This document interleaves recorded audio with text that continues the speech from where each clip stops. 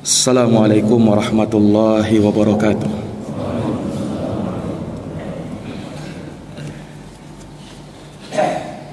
Alhamdulillah nahmaduhu wa nasta'inuhu wa nastaghfiruh wa na'udzu billahi min syururi anfusina wa min sayyiati a'malina. May yahdihillahu fala mudilla lahu wa man yudlilhu fala hadiya lahu. Asyhadu an la ilaha illallah wahdahu la syarika lah wa asyhadu anna Muhammadan abduhu wa rasuluh. Sallallahu alaihi wa ala alihi wa sahbihi wa man tabi'ahum bi ihsanin ila yaumiddin wa sallama tasliman katsira. Amma ba'd.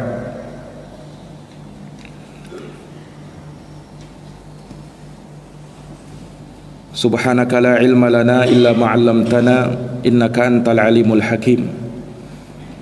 Allahumma 'allimna ma yanfa'una wanfa'na bima 'allamtana wa zidna ilma ya rabbal alamin. Rabbi shrah li sadri wa yassir li amri wahlul 'uqdatam min lisani yafqahu qawli. Ma'asyiral muslimin, bapak-bapak dan saudara-saudari sekalian, jamaah salat subuh yang dirahmati dan diberkahi oleh Allah Subhanahu wa taala.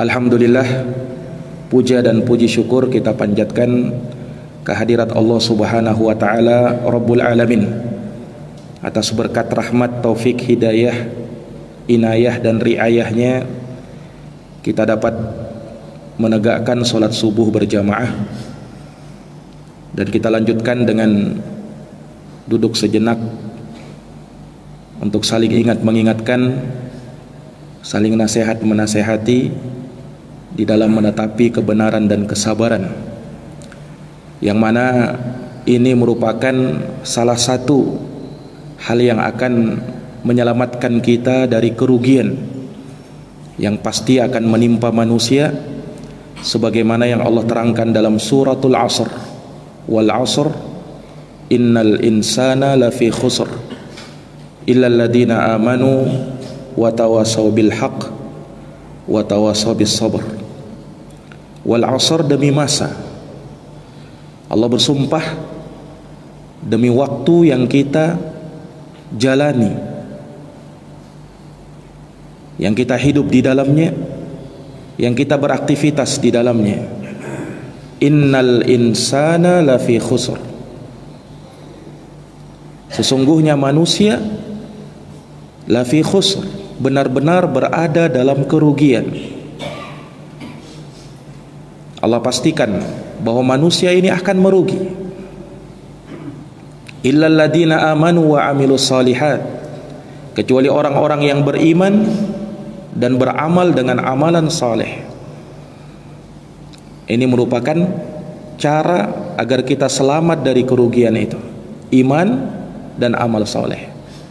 Wa tawasaw bil haqq wa tawasaw bis sabr, dan saling berpesan-pesan, saling ingat mengingatkan untuk menetapi kebenaran, dan saling berpesan-pesan untuk menetapi kesabaran.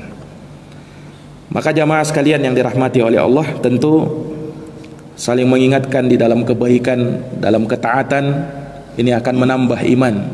Fadzakir fa inna dzikra tanfa'ul mu'minin.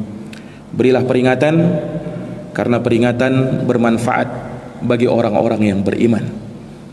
Dan tentunya tidak ada peringatan yang terbaik selain apa yang diingatkan oleh Allah di dalam Al-Quran dan apa yang diingatkan oleh Rasulullah di dalam hadits-haditsnya yang sahih.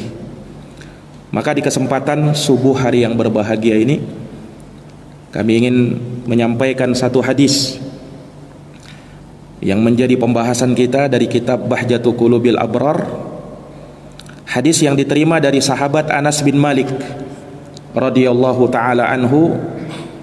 Beliau berkata, qala Rasulullah sallallahu alaihi wasallam, Rasulullah sallallahu alaihi wasallam bersabda, man ahabba ayyubsata lahu fi rizqihi barang siapa yang ingin dilapangkan rezekinya,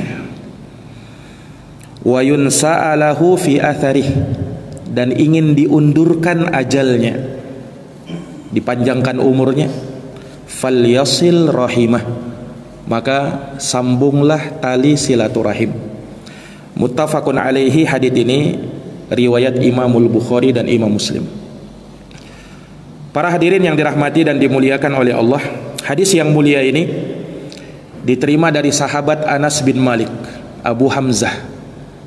Beliau adalah khadimu Rasulullah sallallahu alaihi wasallam, pelayannya Nabi sallallahu alaihi wasallam. Selama 10 tahun melayani Nabi sallallahu alaihi wasallam ketika di Madinah. Nabi sallallahu alaihi wasallam hijrah ke Madinah, umur beliau 53 tahun. Beliau menetap di Madinah selama 10 tahun. Semenjak itu Anas bin Malik selalu melayani Rasulullah sallallahu alaihi wasallam. Maka tidak heran Anas bin Malik ini sangat dekat dengan Nabi dan sangat banyak riwayat hadisnya dari Nabi sallallahu alaihi wasallam. Dan beliau termasuk dari 7 orang sahabat yang hadisnya mencapai derajat 1000 lebih. Dikumpulkan oleh Imam As-Suyuti rahimahullahu ta'ala di dalam 2 bait syair, 7 orang sahabat yang paling banyak meriwayatkan hadis. Al-mukthiruna fi riwayatil athar Abu Hurairah, yalihi Ibnu Umar, wa Anasun kal Khudri, wa Jabirun, wa zaujatun Nabi sallallahu alaihi wasallam. Orang yang paling banyak meriwayatkan hadis dari Nabi sallallahu alaihi wasallam, ranking pertamanya Abu Hurairah. Kemudian Abu Hurairah pertama, yang kedua Ibnu Umar, yang ketiga Anas bin Malik. Beliau yang ketiga terbanyak meriwayatkan hadis dari Nabi sallallahu alaihi wasallam. Para hadirin yang dirahmati oleh Allah, Anas bin Malik ini pernah mendapatkan doa dari Nabi kita Muhammad sallallahu alaihi wasallam. Nabi doakan Anas bin Malik, Allahumma akthir malahu wa waladahu wa barik lahu fihi. Ya Allah, berikanlah berkah, perbanyak hartanya Anas bin Malik, kemudian keturunan-keturunannya, dan berkahilah ia di dalamnya. Ini doa yang beliau dapatkan dari Nabi sallallahu alaihi wasallam. Dan doa Nabi tentu mustajabah. Dengan berkat doa Nabi, Anas bin Malik radhiyallahu anhu menjadi orang yang kaya dan banyak hartanya serta keturunannya banyak. Disebutkan dalam riwayat Anas bin Malik ini beliau punya kebun korma. Biasanya kebun korma itu panennya tiap tahun sekali. Anas bin Malik kebunnya 2 kali dalam setahun. Sehingga beliau banyak dapat keuntungan di situ. Dan dari sanalah hartanya semakin berlimpah ruah berkat doanya Nabi sallallahu alaihi wasallam. Demikian pula keturunannya. Disebutkan dalam riwayat anaknya Anas bin Malik sampai 80 orang. 80 anaknya, Pak. Tentunya bukan dari satu istri itu. Bukan dari satu istri tentunya itu. 80 anak. Luar biasa. Bahkan dalam sebagian riwayat Anas disebutkan bahwa anak beliau mencapai 120 orang. Bukan cucu ya, anak. Sekali lagi bukan dari satu istri tentunya itu. Dan subhanallah, dari sini kita bisa melihat bagaimana Allah subhanahu wa ta'ala berikan keberkahan pada Anas bin Malik radhiyallahu ta'ala anhu. Beliau banyak hartanya, banyak keturunannya. Dan dari situ Allah subhanahu wa ta'ala memberikan berkah kepada beliau. Nah, ini berkat doa mustajab dari Nabi kita Muhammad sallallahu alaihi wasallam untuk beliau. Para jamaah yang dirahmati dan dimuliakan oleh Allah, Anas bin Malik ini banyak meriwayatkan hadis dari Nabi. Nah, salah satunya hadis yang kita bacakan ini, hadis yang berbicara tentang silaturrahim, menyambung hubungan tali silaturahim. Ini dari pembahasan yang penting. Kita masih berada di bulan Syawal 1443 Hijriah. Tentu di hari-hari sebelumnya kita banyak melakukan silaturahim kepada keluarga kita, kepada kerabat kita, melakukan kunjungan demi kunjungan, walhamdulillah. Dan ini dari kebiasaan kaum muslimin. Ketika hari Id banyak melakukan kunjungan, terutama kepada karib kerabatnya. Karena didapati ada sebagian orang begitu baiknya dia kepada orang lain, begitu perhatiannya dia kepada orang lain, tapi kepada kerabat sendiri dia tidak hiraukan. Dia banyak menjalin pertemanan kepada orang lain, kenal sana kenal sini, tapi sama kerabatnya sendiri kadang dia tidak kenal. Padahal tentu kerabat itu yang lebih utama untuk kita berbuat baik kepada dia. Nah, makanya di dalam agama ini ada pembahasan silaturrahim. Kita sambung hubungan silaturahim kita. Nah, silaturahim itu apa? Silaturahim itu bahasa Arab, bukan bahasa kita. Walaupun sudah akrab dengan bahasa kita. Pergi nyambung silaturahim, sudah paham orang. Tapi dia dari bahasa Arab, berasal dari dua kata, yaitu kata silah dan ar-rahim. Silah artinya menjalin hubungan, menyambung hubungan. Rahim arti asalnya ya rahim, wanita, tempat keluarnya bayi itu. Nah, kenapa dikatakan silaturahim? Karena dalam silaturahim kita menyambung hubungan orang yang masih ada hubungan darah dengan kita, yaitu kerabat kita. Walaupun dari sana nanti para ulama menyebutkan kerabat itu batasannya sampai di mana. Tapi dari asal kata silaturahim artinya menyambung hubungan kekerabatan yang masih punya hubungan darah dengan kita. Nah, itu namanya silaturahim. Dari sini terkadang sebagian dari kita salah menggunakan kata silaturahim ini. Silaturahim dari sisi bahasa dan penggunaan maknanya secara syariat itu diitlakkan untuk menyambung hubungan dengan orang yang kita masih punya hubungan darah dengan dia, kerabat kita. Jadi kalau misalnya kita berkunjung ke tempat teman atau rekan bisnis, tidak ada hubungan darah dengan kita, namanya bukan silaturahim, Mbak. Ziarah namanya, kunjungan. Tapi kan kalau kita itu, kalau disebut ziarah itu identiknya dengan ziarah kubur. Mau kemana? Mau ziarah, oh ziarah kubur. Padahal maksudnya ziarah itu ya kunjungan. Nah, itu ziarah. Nggak harus ziarah kubur ya. Jadi kalau misalnya ke tempat teman, ingin mempererat hubungan persaudaraan, ukhuwah lah namanya. Nah, itu namanya ziarah. Tapi kalau dia punya hubungan kerabat sama kita, namanya baru silaturrahim.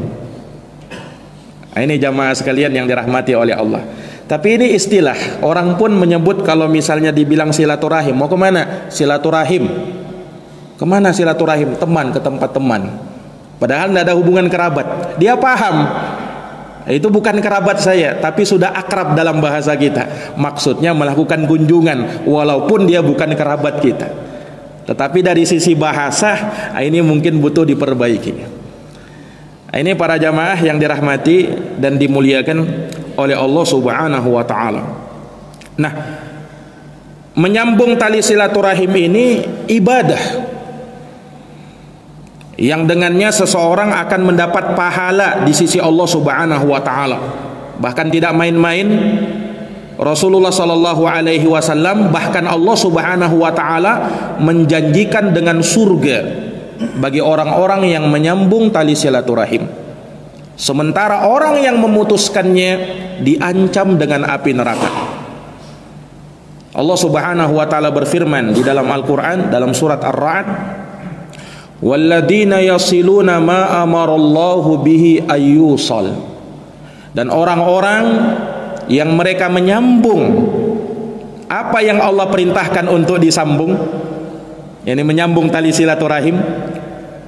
Lalu disebutkan pada ayat itu, ulaika lahum uqbaddar jannatu adadin yadkhulunaha. Untuk mereka itu, kata Allah, bagi mereka adalah tempat yang terbaik, yaitu surga Aden. Mereka masuk ke dalam surga itu. Ini yang menyambung tali silaturahim. Sebaliknya Allah Subhanahu wa taala sebutkan, wa yaqta'una ma amarallahu bihi ayyusal.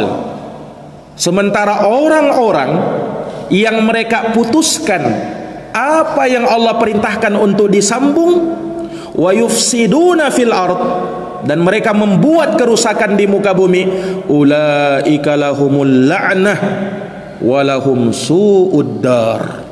Ini orang-orang yang memutus tali silaturahim. Bagi mereka laknat, dan bagi mereka adalah tempat yang terburuk.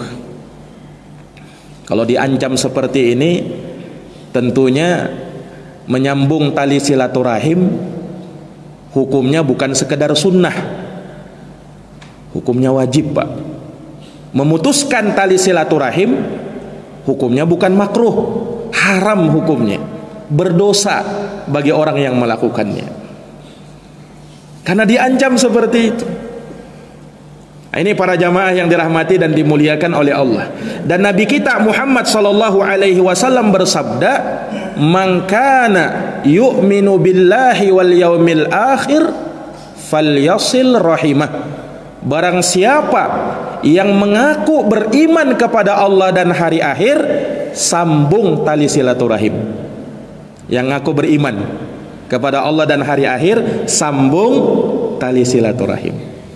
Nah, ini para jamaah yang dirahmati dan dimuliakan oleh Allah Subhanahu wa taala. Nah, kita tidak akan bisa untuk bisa menyambung tali silaturahim kalau kita tidak kenal siapa yang menjadi kerabat kita itu. Makanya Rasul sallallahu alaihi wasallam perintahkan kita untuk menelusuri nasab kita itu. Sama siapa nantinya nyambungnya. Ta'allamu min ansabikum ma tasilu bihi arhamikum, ma tasilu bihi arhamakum. Kata Nabi sallallahu alaihi wasallam, pelajari nasab-nasab kalian, yang dengan itu kalian bisa menyambung tali silaturahim kalian. Para jamaah yang dirahmati dan dimuliakan oleh Allah, sebagian ulama menyebutkan kerabat itu mereka yang masih mahramnya kita. Nah, itu kerabat itu. Dan sepakat para ulama bahwa itu merupakan kerabat kita yang masih menjadi mahram kita. Bahasanya mahram ya, bukan muhrim. Ada sebagian orang menyebut muhrim, bukan muhrim kita. Yang lebih tepat mahram. Kalau muhrim itu dari kata ahrama yuhrimu ihraman. Isim fa'ilnya muhrim, artinya orang yang ihram. Nah, ini penggunaan bahasa ini juga perlu kita perhatikan. Jadi yang tepat itu mahram, bukan mahram, bukan muhrim. Nah, ini jamaah sekalian. Mahram itu kan artinya yang haram dinikahi. Nah, itu mahram. Secara bahasa artinya yang haram, tidak boleh dinikahi. Nah, tentunya yang paling dekat dengan itu orang tua kita, ayah dan ibu kita.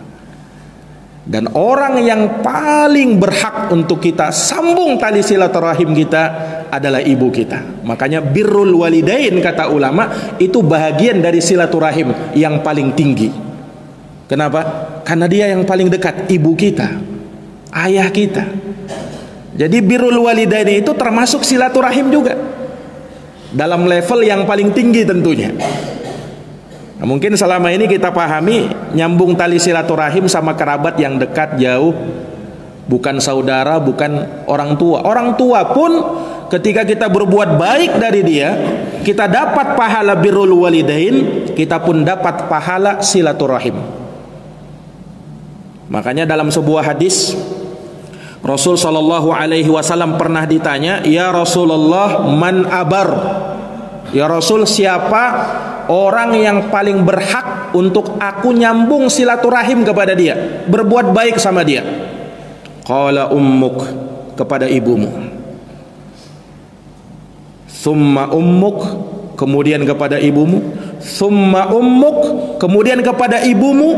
Summa abuk, lalu bapakmu. Jadi ibu, baru bapak. Kemudian kata Nabi, summal akrab fal akrab. Kemudian yang terdekat berikutnya, dan yang terdekat setelahnya. Ini jamaah yang dirahmati dan dimuliakan oleh Allah Subhanahu wa taala. Jadi yang menjadi mahram kita itulah kerabat kita, dan ini wajib untuk kita sambung tali silaturahim kepada mereka. Terus yang bukan merupakan mahram, misalnya sepupu. Nah, sepupu Pak bukan mahram. Apakah kita juga wajib nyambung tali silaturahim kepada sepupu? Nah, ini dibahas oleh para ulama. Ulama berselisih pendapat. Sebagian mengatakan wajib hukumnya, dan sebagian lain mengatakan sunnah. Nah, sepupu ini kan dia bukan mahram tapi masih punya hubungan darah. Anaknya paman kita atau anaknya bibi kita, sepupu. Nah, dia bukan mahram, tapi apakah kita wajib nyambung tali silaturahim sama dia? Nah, ini ulama beda pendapat. Ada yang mengatakan wajib hukumnya, ada yang mengatakan sunnah hukumnya. Ala kulli hal, siapa yang menyambung hubungan tali silaturahim walaupun kepada kerabat yang jauh, maka dia akan mendapat pahala dengan hal tersebut, termasuk dengan sepupunya, karena masih punya hubungan di situ. Kalau dalam hubungan warisan, dia itu masuk dawil arham. Dawil arham bisa dapat warisan sepupu itu, tapi kapan? Nanti kalau tidak ada ashabul fard dan ta'sibnya. Nah, dalam ilmu warisan ada pembahasannya itu. Nanti baru bisa dapat warisan, tapi jauh nanti. Ini para jamaah yang dirahmati dan dimuliakan oleh Allah Subhanahu wa taala.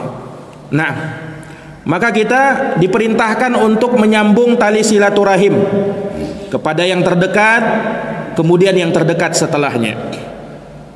Kemudian jamaah sekalian,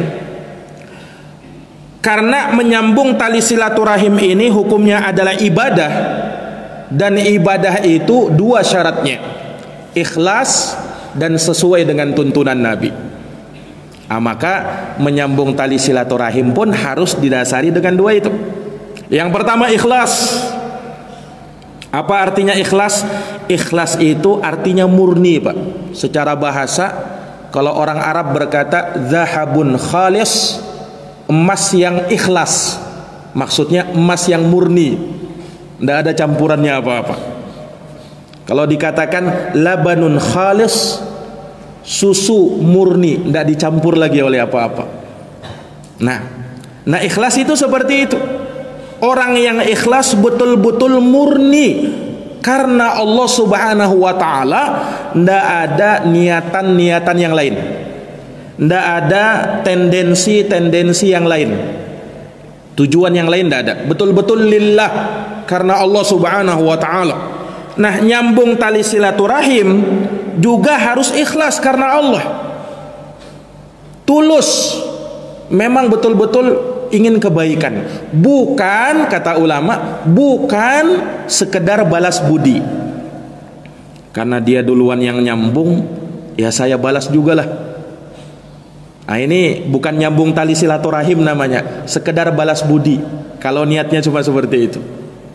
Makanya Rasulullah pernah bersabda, laisal wasilu bil mukafi, walakinnal wasilu alladhi idza quti'at rahimuh wasalaha. Kata Nabi, orang yang menyambung tali silaturahim itu bukan sekedar balas budi, kata Nabi. Dia berkunjung manakala dikunjungi, dia membantu manakala dia dibantu, dia sambung manakala disambung. Nah, ini namanya balas budi namanya ini. Bukan belum menyambung tali silaturahim. Walakinnal wasil, kata Nabi, tapi orang yang menyambung tali silaturahim adalah orang yang tatkala hubungan itu terputus, maka dia berusaha untuk merajutnya kembali. Dia berusaha untuk menyambungnya kembali. Inilah orang yang menyambung tali silaturahim. Putus hubungannya, maka dia yang pertama memulai. Inilah orang yang menyambung tali silaturahim. Subhanallah. Ada orang yang dia berusaha menyambung tali silaturahim dengan keluarganya. Dia tidak peduli apakah keluarganya itu membalas dirinya ataukah tidak. Yang penting bagaimana dia bisa menyambung tali silaturahim. Nah, inilah jamaah sekalian yang dirahmati oleh Allah. Inilah ketulusan, inilah keikhlasan. Dia bukan memberi ketika ada orang memberi dia, tapi betul-betul pemberian ini dasarnya ikhlas karena Allah, bukan sekedar balas budi, dan bukan menginginkan balasan, bahkan ucapan terima kasih pun tidak. Nah, itu diantara ciri keikhlasan. Makanya dalam Quran dikatakan, innama nut'imukum liwajhillah la nuridu minkum jazaan wala syukura. Sesungguhnya kami memberi liwajhillah, untuk mendapatkan balasan dan wajahnya Allah Subhanahu wa taala. La nuridu minkum jazaan. Kami tidak menginginkan balasan. Bahkan jangankan balasan, wala syukura, ucapan terima kasih tidak. Jadi kalau ada orang memberi tapi masih ngarap ucapan terima kasih, belum ikhlas itu namanya. Orang yang tulus, orang yang ikhlas, ketika dia beri, orangmu itu mau mengucapkan terima kasih atau tidak, dia tidak masalah. Tapi kalau dalam hatinya, mana ucapan terima kasih ini, mana balasan ini, belum tulus ini, berarti belum ikhlas, berarti dia. Ini terkait dengan orang yang memberi ya. Orang yang memberi niatnya seperti itu, tapi orang yang diberi memang adabnya dia ketika diberi, dia terima kasih, dia ucapkan jazakallahu khairan. Itu adabnya orang yang diberi. Tapi orang yang memberi jangan mengharapkan hal yang demikian. Diucapkan terima kasih atau tidak sama saja. Yang penting dari apa yang dia beri, dia harapkan wajahnya Allah Subhanahu wa ta'ala. Inilah orang yang ikhlas, Pak. Sama, nyambung tali silaturahim juga seperti itu. Walaupun diputuskan Ustadz, walaupun diputuskan, walaupun kerabat itu berbuat jelek Ustadz, walaupun sudah ada, Pak, pernah di zaman Nabi SAW, dalam hadits yang sahih riwayat Imam Muslim, ada seorang laki-laki mengadu kepada Nabi SAW. Anna rajulan qala ya Rasulullah, inna li qarabatan asiluhum wa yaqta'uni wa uhsini ilaihim wa yusi'una ilayya. Ya Rasul, aku ini punya kerabat ya Rasul. Kata sahabat ini, aku sudah berusaha nyambung silaturahim kepada mereka, tapi merekanya memutuskan aku ya Rasul. Aku sudah berbuat baik kepada mereka, tapi mereka tetap berbuat buruk kepada aku. Wa ulhinu anhum wa yajhaluna alayya. Aku perhatian sama mereka, tapi mereka justru acuh tak acuh kepada aku, tidak peduli sama aku ya Rasul. Bagaimana sikapku ini ya Rasul? Lihat apa jawaban Rasul, Pak. Apakah Rasul mengatakan, oh kalau gitu sudahi silaturahimmu? Tidak. Tapi kata Rasul sallallahu alaihi wasallam memotivasi sahabat ini, la in kunta kama qulta faka'annama tasiffuhumul malal. Faka'annama tasiffuhumul mal wala yazulu ma'aka minallahi dhahirun alaihim ma dumta ala dhalik. Kata Nabi SAW, kalau kamu posisi kamu seperti yang kamu sebutkan, maka kamu tidak pernah merugi. Justru mereka yang rugi, kamu tidak akan rugi. Teruskan itu, kata Nabi SAW. Dan senantiasa Allah akan berikan pertolongan kepada kamu selama kamu bersifat seperti itu. Allahu Akbar. Lihat jamaah sekalian yang dirahmati oleh Allah Subhanahu wa ta'ala. Inilah ketulusan dalam menyambung tali silaturahim. Ada dari kerabatnya yang memutuskan, dia tetap berusaha menyambung. Dia berusaha untuk memperbaiki. Inilah menyambung tali silaturahim. Buang sifat egois, buang sifat merasa tinggi, sombong dan lain sebagainya. Saya lebih tua, kenapa saya yang duluan? Nah, harusnya dia yang memulai. Hindari sifat yang seperti ini. Kita yang memulai, kita tidak rugi, Pak. Kita yang sambung, mereka yang putus, kita tidak rugi. Justru Allah Subhanahu wa ta'ala akan memberikan aliran pahala kepada kita. Naam, dan Allah senantiasa memberikan pertolongan kepada kita. Itu ikhlas dalam menyambung tali silaturahim. Para jamaah yang dirahmati dan dimuliakan oleh Allah. Kemudian yang namanya menyambung tali silaturahim sesuai tuntunan Rasulullah SAW, 3 caranya: dengan perbuatan, dengan ucapan, dengan harta yang kita miliki. Dengan perbuatan bagaimana? Ya, sering-seringlah kunjungi kerabat kita. Nah, sering-seringilah kunjungi kerabat kita. Ini dengan perbuatan. Nah, terlebih ketika mereka berada dalam kesulitan, mereka sedang sakit, tengok mereka, kunjungi mereka, tanya bagaimana kabarnya. Nah, dengan ucapan, maka sampaikan salam kepada mereka. Kalau mereka jauh, alhamdulillah di zaman sekarang ini ada fasilitas. Kita bisa telepon mereka, kita bisa WA mereka. Nah, itu juga bagian dari nyambung silaturahim itu. Kita sulit karena mereka jauh di sana. Tidak menghalangi kita untuk nyambung tali silaturahim dengan kita telepon mereka. Itu bagian dari nyambung silaturahim itu. Ini jamaah sekalian yang dirahmati dan dimuliakan oleh Allah. Dengan harta kita bantu mereka. Kita lihat ada kerabat kita yang lagi kesusahan, kita bantu mereka. Dan orang yang bersedekah kepada kerabat lebih utama ketimbang dia bersedekah kepada orang miskin yang bukan kerabatnya. Kenapa? Karena kalau dia bersedekah kepada kerabat, pahalanya 2. Pahala sedekah dia dapat dan pahala menyambung tali silaturahim. Makanya sedekah kepada kerabat yang membutuhkan itu lebih afdol dan lebih utama. Ini para jamaah yang dirahmati dan dimuliakan oleh Allah Subhanahu wa ta'ala. Dan lebih daripada itu, kita dakwahi mereka. Mungkin di antara mereka ada yang masih melalaikan sholat, maka kita ajak mereka supaya perhatian dengan sholatnya. Nah, ini dari bentuk menyambung tali silaturahim yang utama juga. Bukan hanya dari sisi keduniaannya kita perhatikan, agamanya juga. Mungkin ada kerabat kita yang masih belum menutup auratnya, kita nasihati dia. Diterima atau tidak, yang penting sudah kita sampaikan. Itu dari bentuk menyambung tali silaturahim, mengingatkan agamanya. Ini jamaah sekalian yang dirahmati oleh Allah. Dan masuk dalam keumuman ayat, ya ayyuhalladzina amanu qu anfusakum wa ahlikum nara. Wahai orang-orang yang beriman, jaga dirimu dan keluargamu. Masuk di dalamnya kerabatmu. Jaga dari apa? Jaga dari api neraka. Bagaimana caranya? Ingatkan dia. Ingatkan dia. Ini para jamaah yang dirahmati dan dimuliakan oleh Allah. Taib. Nah, di dalam hadits ini Nabi SAW menyebutkan apa? Keutamaan orang yang nyambung tali silaturahim. Keutamaannya apa?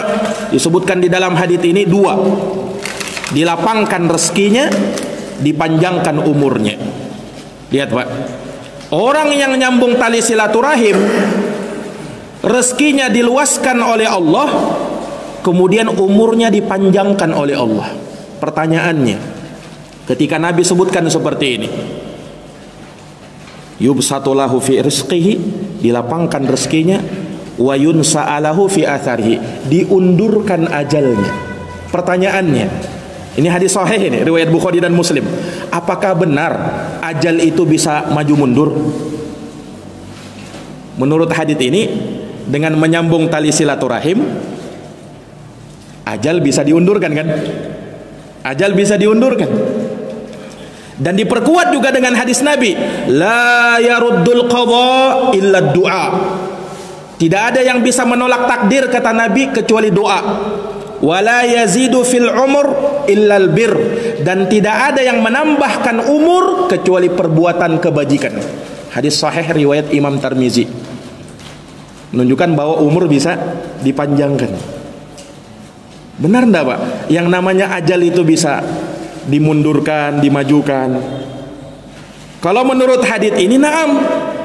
Terus bagaimana kita menjawab ayat Al-Quran di mana Allah berfirman, likulli ummatin ajal, fa idza jaa ajaluhum la yastakhiruna sa'atan wa la yastaqdimun. Nah, ini bagaimana ayat ini? Setiap umat itu, setiap orang punya ajalnya masing-masing. Apabila telah datang ajal mereka, maka mereka tidak bisa mengakhirkannya, barang sesaat pun tak pula bisa mengedepankannya. Menunjukkan ajal tidak bisa dimundurkan, tidak bisa dimajukan. Ini ayat, Pak. Dan juga semakna dengan ini ayat dalam Quran, dalam surat Al-Munafiqun, wa anfiqu mimma razaqnakum min qabli ayatiya ahadakumul maut fayaqula rabbi laula akhartani ila ajalin qarib fa asaddaqa wa akum minas solihin wa la yuakhirallahu nafsan idza jaa ajaluha. Lihat jamaah sekalian, Allah Subhanahu wa taala berfirman dalam ayat ini, berinfaklah kalian terhadap rezeki yang telah diberikan kepada kalian sebelum datang kematian. Ketika datang kematian, dia berkata apa? Rabbi laula akhartani ila ajalin qarib. Wahai Tuhanku, andaikan kau majukan ajalku, andaikan kau undurkan ajalku, agar aku bisa bersedekah dan aku bisa menjadi orang soleh. Apa jawabnya Allah? Wala yuakhirallahu nafsan idza jaa ajaluha. Tidak akan bisa diakhirkan ajal itu kalau sudah datang ajalnya. Menunjukkan ajal itu tidak bisa dimajukan, tidak bisa dimundurkan kan? Ini ayat, Pak. Terus hadis mengatakan apa? Orang yang menyambung tali silaturahim, ajalnya bisa diundurkan, artinya umurnya dipanjangkan. Ini seolah-olah kontradiktif kan? Ayat dengan hadis kan? Mungkin bagi mereka yang akalnya pendek mengatakan, oh kita dahulukan ayat Ustadz, hadis kita tolak. Oh tidak bisa, hadisnya sahih, riwayat Bukhari dan Muslim, tidak bisa kita tolak. Dan yang namanya ayat dan hadis tidak mungkin bertentangan, Pak. Kenapa? Bersumber dari zat yang maha satu. Hadis juga adalah wahyu dari Allah Subhanahu wa taala, ya kan? Wa ma yantiqu anil hawa, Nabi itu tidak berucap dengan hawa nafsunya. In huwa illa wahyu yuha. Itu wahyu dari Allah. Hadis juga asalnya wahyu dari Allah Subhanahu wa taala, dan tidak mungkin bertentangan dengan Quran. Kalau seolah-olah bertentangan, maka jangan ditolak salah satunya. Tidak mungkin kita mau tolak ayat, tidak mungkin kita mau tolak hadis. Tapi yang harus kita benahi cara memahaminya. Nah, makanya butuh dipahami, Pak, hadis itu. Tidak kita lihat teksnya saja begitu, konteksnya juga kita harus lihat. Tafsirnya para ulama bagaimana. Dan walhamdulillah, dengan penjelasan para ulama, ayat dan hadis tidak bertentangan. Ayat mengatakan ajal itu tidak bisa dimaju mundurkan, hadis mengatakan dengan silaturahim bisa dimaju mundurkan. Bagaimana caranya? Para ulama memberikan beberapa jawaban. Sebagian mengatakan maksud hadis ini ya, bahwa ajal itu tidak bisa dimaju mundurkan. Tapi maksudnya keberkahannya, dari sisi berkahnya. Mungkin umurnya terbilang pendek dari sisi angka, tetapi yang apa namanya, Allah Subhanahu wa taala berikan berkah pada umurnya. Ada orang, Pak, diberikan umur mungkin relatif dibilang pendek umurnya. Umur 30 tahun, 40 tahun sudah meninggal dunia. Pendek kan? Tapi di usianya yang sebentar itu berkah. Dia mampu melakukan amal soleh, ketaatan yang luar biasa. Beda dengan orang yang sama juga umurnya 30-40 tahun sudah dipanggil oleh Allah tapi tidak ada amalnya dan tidak ada asarnya, peninggalannya. Salah satu contoh Pak, Imamun Nawawi rahimahullahu ta'ala. Mungkin tidak ada yang tidak kenal dengan Imam An-Nawawi. Umur beliau dipanggil oleh Allah subhanahu wa ta'ala meninggal di usianya 45 tahun. Ini umur panjang atau pendek ini? Mungkin kita bilang pendek ya. 45 tahun umurnya sudah dipanggil sama Allah subhanahu wa ta'ala. Tapi Imamun Nawawi rahimahullahu ta'ala, walaupun beliau sudah meninggal, tapi seakan-akan beliau masih hidup di tengah-tengah kita. Namanya sering disebut. Dan beliau menghasilkan karya ilmiah yang luar biasa. Hampir dalam semua disiplin ilmu, Imamun Nawawi punya karya di situ. Dalam hadis, tidak usah ditanya lagi. Imamun Nawawi ahli hadis. Beliau mensyarah kitab Sahih Muslim, Al-Minhaj, syarah Sahih Muslim Ibnul Hajjaj. Disyarah oleh Imam Nawawi dalam puluhan jilid. Dalam fiqih, Imam Nawawi rujukan juga. Beliau punya kitab Al-Majmu' Syarhul Muhadzab dalam puluhan jilid.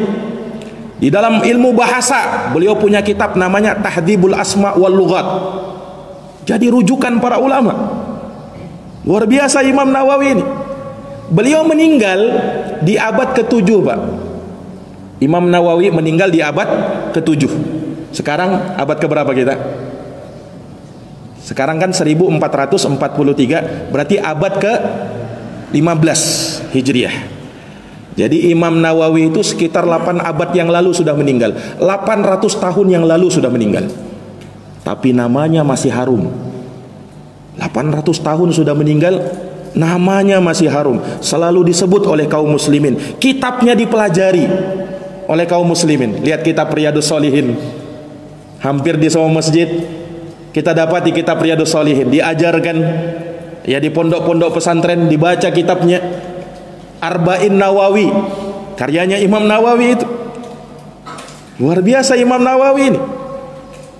Makanya ada orang, kata manusia, kata orang, memang jasadnya sudah mati, tapi seakan-akan dia masih hidup di tengah-tengah kita.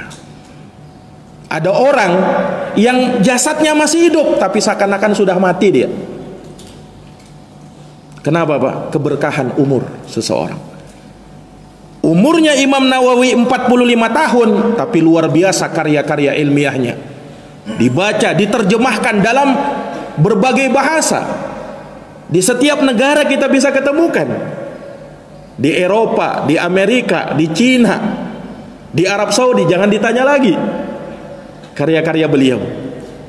Sehingga subhanallah, luar biasa Imam Nawawi itu.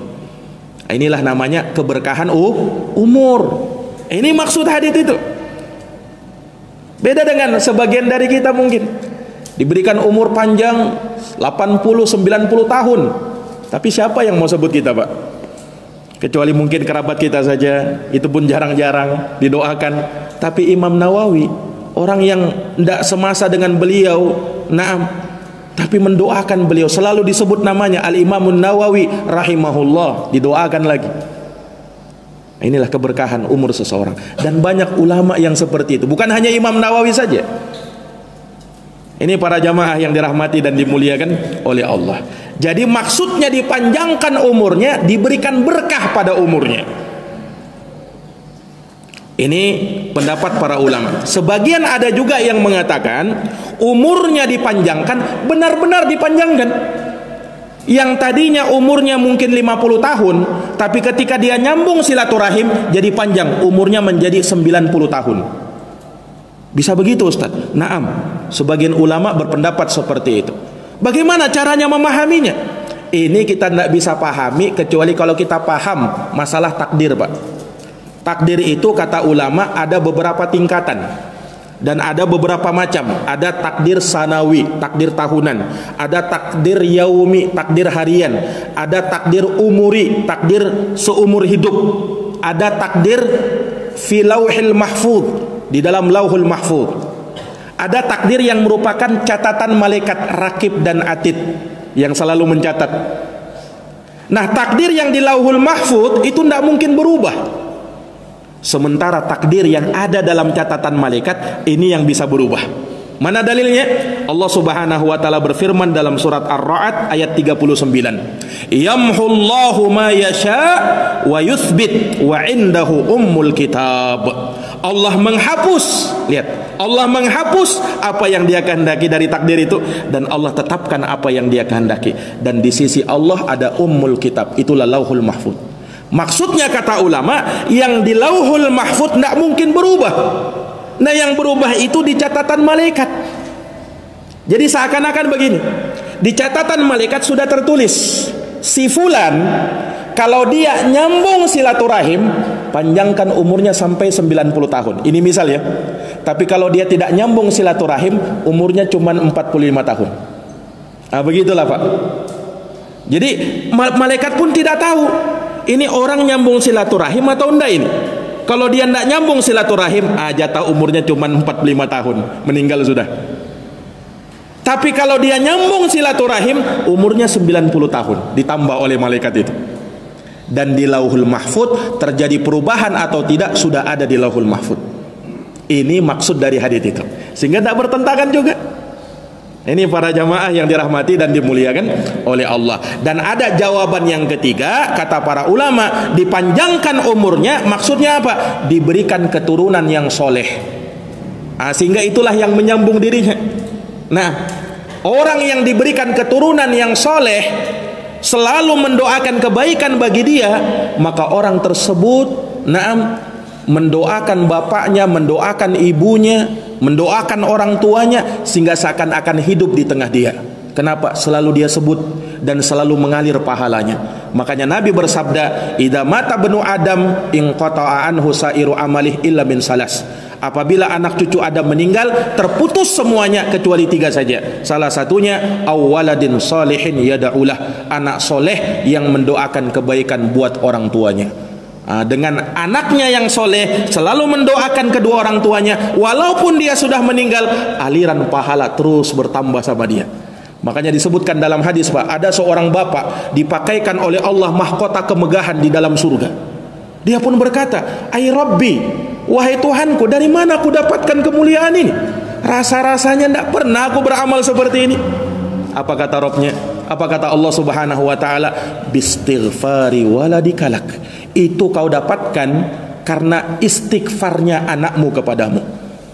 Luar biasa, betapa beruntungnya seorang bapak yang punya anak yang soleh. Inilah maksud dari hadits itu, dan semoga Allah Subhanahu wa taala senantiasa memberikan keberkahan dalam umur kita dengan kita selalu dan senantiasa menyambung tali silaturahim kita, dan semoga dengan itu Allah Subhanahu wa taala memberikan kebaikan kepada kita, baik itu kebaikan di dunia maupun kebaikan di negeri akhirat. Para jamaah yang dirahmati dan dimuliakan oleh Allah, demikian mungkin yang bisa kami sampaikan. Jazakumullahu khairan atas perhatiannya, mohon maaf atas segala kekurangannya. Hadanallahu wa iyyakum ajma'in. Subhanakallahumma wa bihamdika asyhadu an la ilaha illa anta astaghfiruka wa atubu ilaik. Wassalamu alaikum warahmatullahi wabarakatuh.